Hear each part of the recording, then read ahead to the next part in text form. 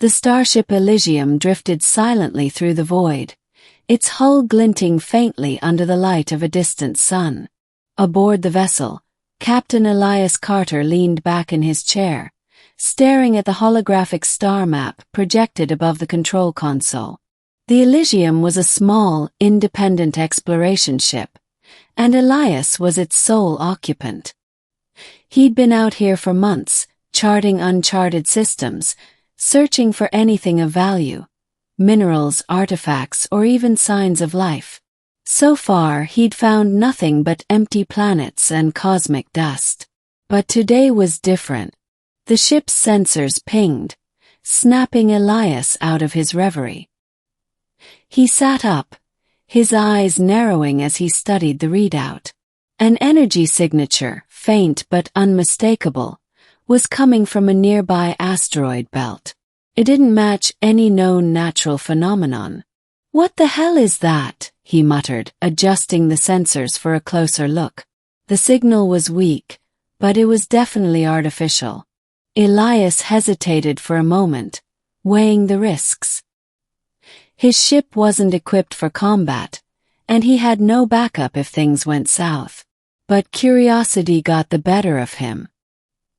He fired up the thrusters and steered the Elysium toward the source of the signal. As he approached the asteroid belt, the sensors picked up something else. A small, damaged vessel, its hull scorched and pitted. It was unlike any ship Elias had ever seen, its design sleek and organic, as if grown rather than built. The energy signature was coming from inside. "Life signs," Elias asked the ship's AI. "Kenning. One life form detected. Vital signs weak." Elias frowned. He hadn't expected to find anyone out here, let alone someone in need of help. He maneuvered the Elysium closer, extending the docking arm to connect with the alien ship. The airlock hissed as it sealed, and Elias grabbed his toolkit and a portable med scanner before stepping inside. The interior of the alien ship was dark, the air thick with a scent of ozone and something metallic.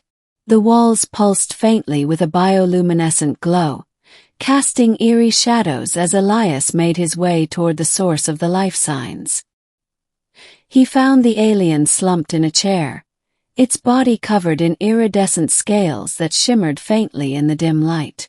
It was humanoid but distinctly alien, with elongated limbs and a face that was both beautiful and unsettling. The alien's eyes fluttered open as Elias approached, revealing pupils that glowed like molten gold. It tried to speak, but the words were garbled, its voice weak. Hey, it's okay," Elias said, holding up his hands in what he hoped was a universal gesture of peace. "I'm here to help." The alien's gaze locked onto his, and for a moment, Elias felt as if the creature was peering into his very soul. Then its eyes closed, and it slumped back, unconscious. Elias worked quickly, using the med scanner to assess the alien's injuries.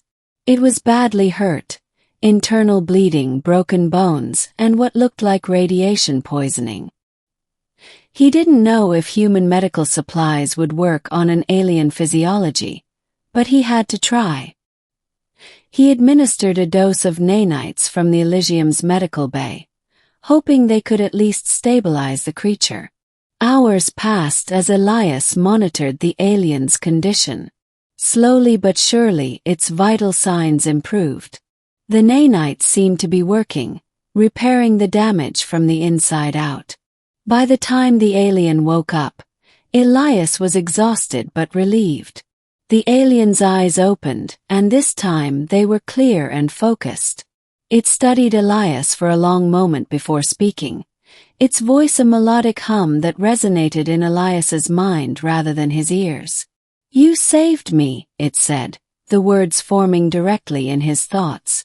"Why?" Elias blinked, startled by the telepathic communication. Because you needed help," he said aloud, unsure if the alien could understand him. It tilted its head, its expression unreadable.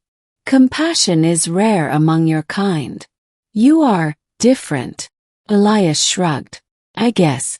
Look, I don't know who you are or where you're from, but your ship's in bad shape. I can try to fix it, but it might take a while. The alien shook its head. There is no need. My people will come for me. But you have done something extraordinary. You have earned a reward beyond your comprehension.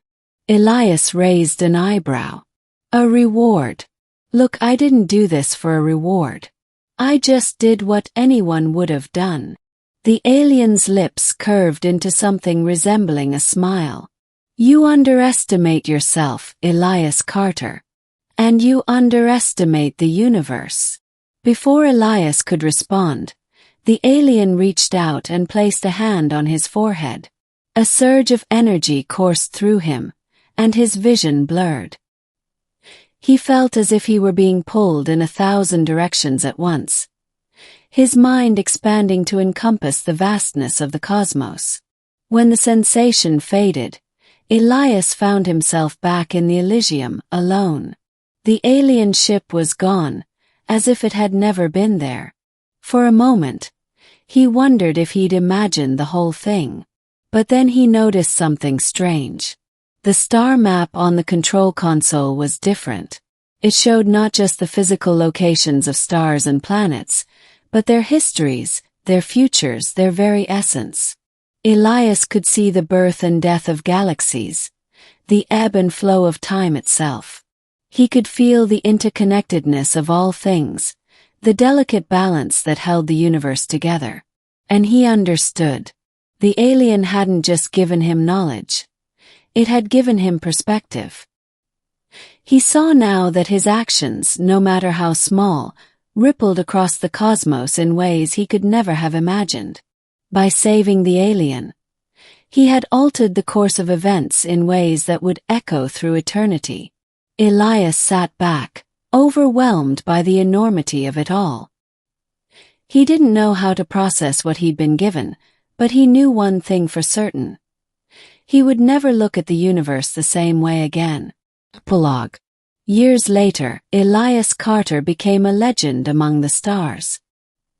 He was known not for his discoveries or his exploits, but for the wisdom he shared with those he met. He spoke of the interconnectedness of all life, of the importance of compassion and kindness in a vast and often indifferent universe. Some called him a philosopher. Others called him a prophet. But Elias knew the truth. He was just a man who had saved an alien's life, and in doing so, had been given a gift beyond human comprehension. And as he gazed out at the stars, he couldn't help but smile. The universe was a strange and beautiful place, and he was grateful to be a part of it.